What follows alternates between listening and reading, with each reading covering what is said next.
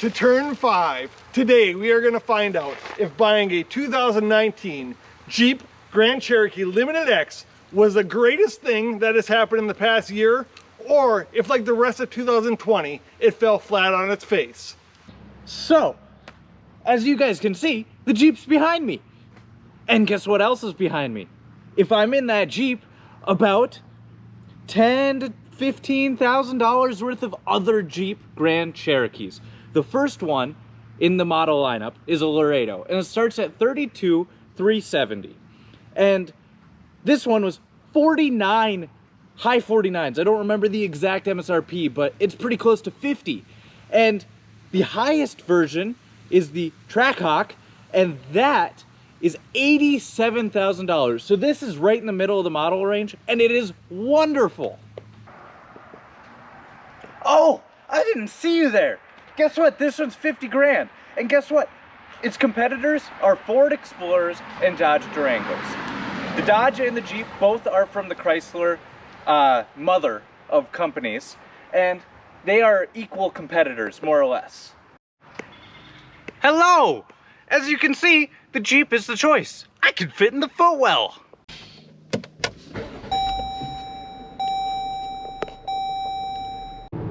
All right, let's talk real quick about maybe the things that we don't love about probably all Jeep Grand Cherokees. I do love this. You get her in the range, it's kind of fun to shift around. And she really does move, you guys. And it's actually really fast, especially for a V6. Yes. You get to have some fun with it. What I don't like are these paddle shifters.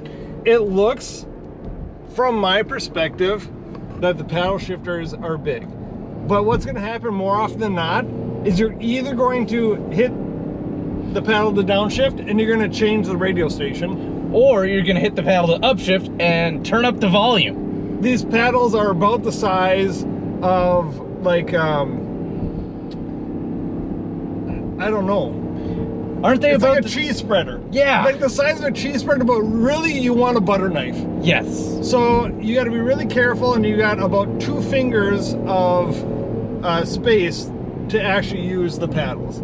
The other thing I don't love about it is you get up into, let's do it right now actually, if it'll shift up, barely. Okay, you're up in the high range, upshift. That took about as long as it takes to get a gallon of syrup out of one of these maple trees. For sure. And it's just not a fast shifting transmission, but it's a Grand Cherokee and it's not meant to be. Here's what's gonna happen 99% of the time. People put it in drive, and when it's in drive, it's fantastic. So that leads us to our question. Is buying a 2019 Jeep Grand Cherokee Limited X, was it a huge mistake or a great decision? I'd love to hear what your thought is amongst 2020, which has not even arguably, it's just been the worst year in history. I would say this car was worth it for an everyday driver. Now, for an enthusiast driver, you might want to up yourself to the SRT or the Trackhawk if you can afford it. I think those might be better. But for an everyday driver, for $50,000, this is plush and comfortable, and it gets good gas mileage. I think the only downfalls are the flappy paddle shifters, which people aren't going to use. Yep. I wish the seats had a little bit more bolstering. They are some of the most comfortable seats I've sat in. I just wish that they had a little bit more bolstering. Yep. Again, personal preference. Other than those 2 things, I really can't find anything else why I wouldn't buy this car. I can't either. There are some quirks you'll have to get used to, but they aren't that big of deals.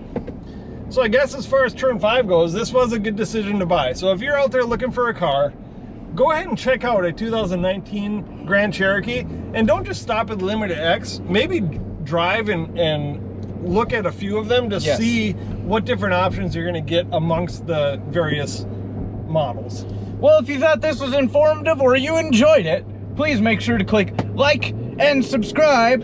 And until next time, awkward downshift, awkward Five. high five, and run a rip!